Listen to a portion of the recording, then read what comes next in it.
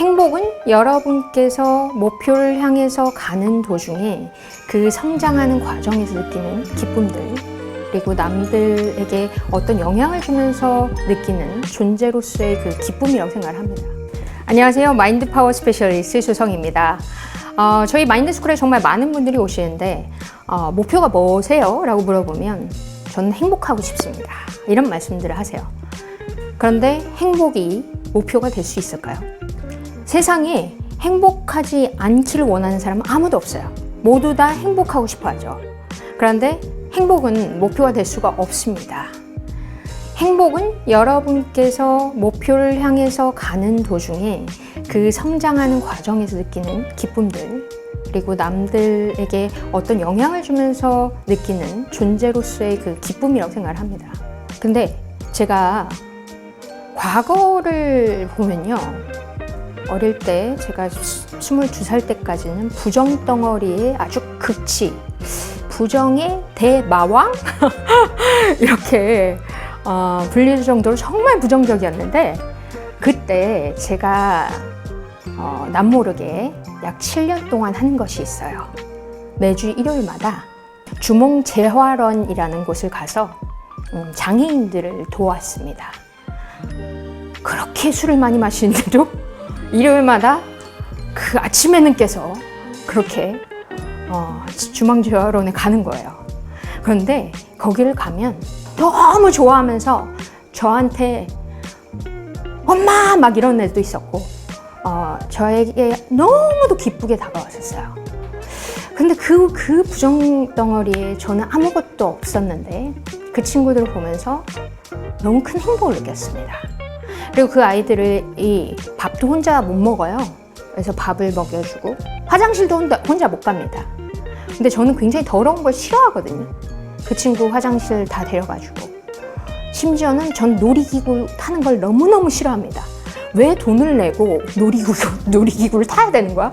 왜 후룸라이드를 타야 돼? 높은 곳에서 왜 떨어져? 이해를 전혀 못해요. 그런데 그 애들을 1년에 한 번씩 꼭 데리고, 또 휠체어는 얼마나 무거운지, 여러분 에버랜드 가시면 아시죠? 여기 이만한 이런 언덕 있죠? 그 언덕을 데리고 올라가서 제가 제일 싫어하는 바이킹 맨 끝자리에 그 아이를 위해서 덜덜 떨면서 타고 그랬었던 기억들이 있는데, 그 친구들을 제가 7년 동안 돌보면서 정말 저는 큰 깨달음을 얻었습니다. 이것이 진정한 기쁨이고 행복이구나. 저는 그때 누군가를 도움으로써 이렇게 큰 충만한 행복이 느껴지고, 나는 정말 가진 것이 너무도 많은 사람이구나. 정말 가슴 깊은 감사를 느꼈습니다. 그래서 어떤 누군가는 얘기하죠. 봉사자는 가장 위대하다, 이런 얘기를 합니다. 그때 이후로 저는 굉장히 누군가를 돕는 일을 굉장히 즐겨했던 것 같아요. 그래서 어떤 때는 달동네에 있는 애들 옷이 없어서 그 아이들, 제가 의류학과 출신인데 그 아이들 옷을 디자인하고 옷을 만들어주고, 그리고 그래서 한번 어쩌다 보니까 TV에도 나온 적이 있었어요. 그게 이제 밝혀지면서 그리고 예전에 캄보디아를 간 적이 있었는데, 캄보디아 중에서도 오지였어요. 오지인데 그 오지를 정말 어렵게 갔는데 거기에 고아원이 있는데요. 애들이 칫솔과 치약을 보고 그게 먹는 건 줄 아는 거예요. 전 그때 정말 큰 충격을 받았습니다. 먹으려고 하는 거예요. 그래서 칫솔, 치약, 어떻게 이를 닦는지부터 가르쳐주고, 그리고 그 아이들과 지내면서 저는 정말 이런 것들이, 이런 나눔을 통해서 정말 얼마나 큰 기쁨을 얻는지를 깨닫게 되면서 계속 나는 이렇게 많은 사람들을 도우면서 살고 싶다. 그것은 사실 저를 위한 것이라고 볼 수 있죠. 누군가한테 준다라는 것은 가장 크게 나에게 큰 행복을 가져다 주는구나, 그런 것을 깨달았습니다. 그러면서 제가 마인드 파워 스페셜리스트로 정말 많은 사람들을 접하고 그리고 많은 성공하신 분들이 저희 수업에 참 많이 오십니다.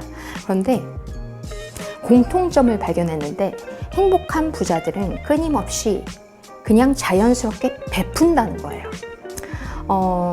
그리고 기부도 스스럼 없이 합니다. 그리고 기부를 기부라고 생각하지 않아요.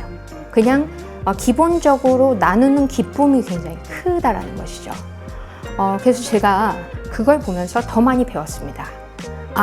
진정한 성공자들은 끊임없이 베푸는 삶을 사는구나. 그것이 누군가한테 받기를 위한 것이 아니라 너무 감사하고 충만해서 나누고자 하는 그 기쁨. 근데 그 기쁨이 에너지가 돼서 플러스의 에너지로 발산을 하는 것이죠. 그래서 흡수가 되는 겁니다. 그래서 저도 그 순환이라는 것, 내가 많이 버는 만큼 그것을 순환시키는 삶을 살아야 되겠다. 그런 생각들을 하다 보니까 매일이 재밌고 기쁘고 행복합니다. 그것은 성장의 기쁨도 있죠. 그런데 그 성장 속에서 나누는 기쁨이죠. 그러다 보니까 제가 이제 일상생활에서 소소하게 이런 것들을 주는 걸 좋아해요. 예를 들어서 택배 아저씨가 와요. 저는 택배 아저씨한테 뭔가를 드릴 때 그냥 주지 않습니다. 조그만한 흑마늘 아시죠? 뭐 흑마늘 같은 거. 저희 집에 오시는 택배 아저씨가요, 굉장히 나이가 드셨어요. 나이가 많이 드셔서 그분 이렇게 보면 저분 에너지가 필요하겠다. 그래서 흑마늘에 거기에 포스트잇을 써요. 감사합니다. 그렇게 이 하나를 드리면 그 아저씨가 이렇게 딱 받는 순간 씩 웃어요. 마스크 때문에 웃는지는 보이지 않지만 눈으로 웃는 게 보이죠. 그리고 예를 들어서 또 택시를 타잖아요. 택시를 타면 저는 택시 아저씨한테 현금을 내게 될 경우에는 거스름돈을 받지 않습니다. 오늘 행운의 날 되세요. 저 만나서 오늘 행운 많으실 거예요. 이렇게 하고 내립니다. 아저씨가 웃어요. 감사합니다. 아주 작은 그런 거스름돈이지만 안 받는 것에 대한 너무 큰 행복을 느끼시는 거죠. 그리고 어떤 분께서 되게 열심히 일을 해요. 몰래 팁을 넣어줍니다. 별거 아니에요. 오늘 행복하세요. 그러면 그분은 정말 활짝 웃으세요. 어떤 누군가한테 이런 작은 소소한 것들을 챙겨준다는 것은 그건 제가 기쁘기 때문에 그런 거거든요. 그래서 저는 오히려 제가 살아가면서 많은 분들이 저에게 이런 걸 물어봐요. 대표님은 어떻게 그렇게 많이 뭘 받아요? 네, 저도 참 감사한 게 참 많이 받습니다.